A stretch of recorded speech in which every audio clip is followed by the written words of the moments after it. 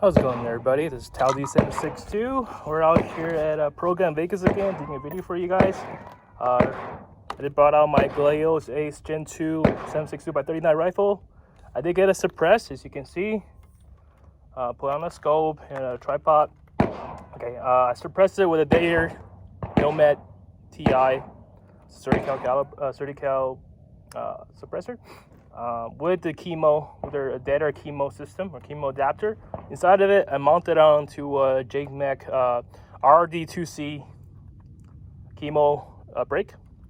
It takes any chemo adapters or chemo suppressors. Okay, and in here we have a little 3X permit arm 3X prism scope. Okay. From my last videos, I don't know if some people might have missed it. The video quality was kind of off. I do apologize for that. So I did end up getting a new mic. Hopefully you can hear me a lot better this time. I'll help your viewing experiences. Okay. Let's do a safety check. Okay. So in my last video, I talked about the biggest reason a couple reasons I pick it up. One of the biggest reasons is that being the availability of this rifle. The Gen 2s just came out. The Gen 1s kind of being uniform. They disappeared from the market. It's not very, you don't see them very often. So, but the Gen 2s just came out. There are plenty on the market that's right now being sold on the retail channel. So that's why reason I picked it up at a very reasonable price compared to how much Gen 1s are going for. Okay. The reason is the mag compatibility. So as you can see, it takes all my AK mags that I have. Last time I forgot to bring in my steel mag, so I brought it again this time to show you guys and give a little better video to show the fitments. So this one is the steel Chinese flatback magazine. Okay. Yeah. Nice, easy. It's Romanian steel magazine surplus. Pretty cool.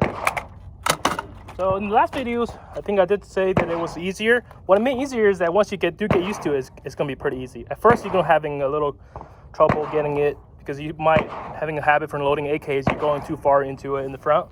So, but you don't want to go too far. And once you get used to that, that's actually really easy. And not to mention, it has such an easy release lever. All right. So let me go back with the Circle 10 waffle. Smooth. Bulgarian commercial polymer steel reinforced polymer mag.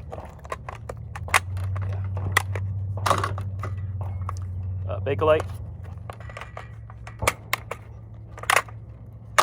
And what I did have something special today, the tanker mag, the Hungarian tanker mag. They're also steel. Let's see how they work. Nice. Love it. But yeah, that goes with the mag compatibilities. Takes all my AK mags. I haven't really tested out. This is all I have. I'm sure there's other ones.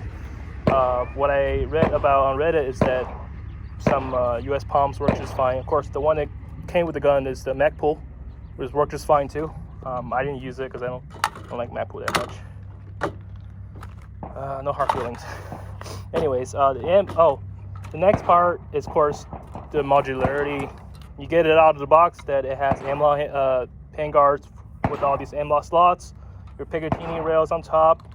You can throw any optics on there without having to get a mount or a rail, whatever. All right, you want to put a light on it, go ahead. You're ready to go. Okay. All right out of the box, easy.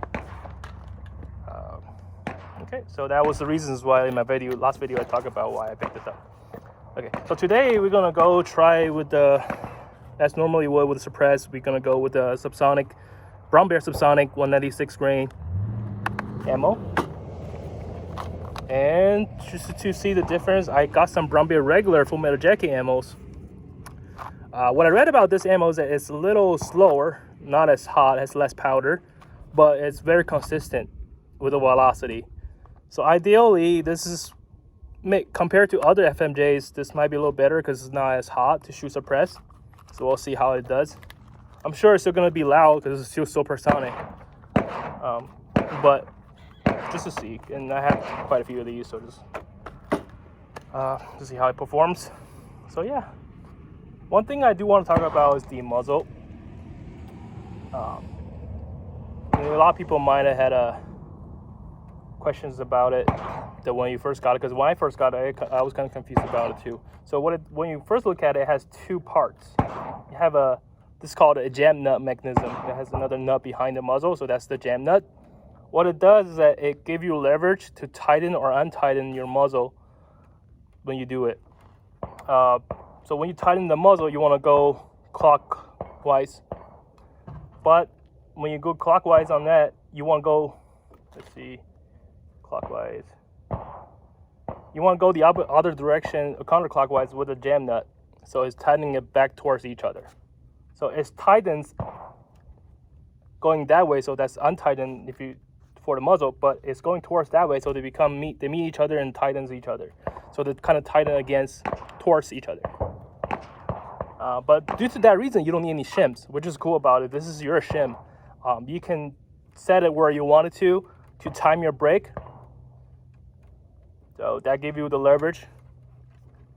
So to do it, you need two wrenches. So when you do get one on the nut to go the other direction, your muzzle going, where the muzzle is going.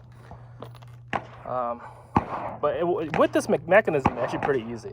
It's a lot easier than your shims, putting a shims on your barrels like an AR barrel or other AKs, your face shims, those type of mechanics. But yeah, the barrel is very concentric. So